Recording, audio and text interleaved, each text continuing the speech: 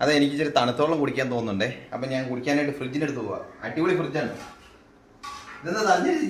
അത് തീർച്ചയായിട്ടും അതൊന്ന് ഓപ്പൺ ആക്കിയിട്ട് വെള്ളം അടിപൊളി വെള്ളമല്ലേ? ഇതാണ് സൂപ്പർ വെള്ളം കേട്ടോ. അയ്യോ, വെള്ളം കാണുന്നില്ലല്ലോ, ഇതിന്റെ മുട്ടയാണല്ലോ.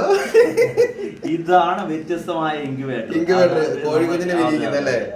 കണ്ടോ, നമ്മൾ ഇതിന്റെ അകത്ത് വെള്ളവും വെക്കും, കോഴിനെ വിരിയിപ്പിക്കും. പൊളി സാധനം.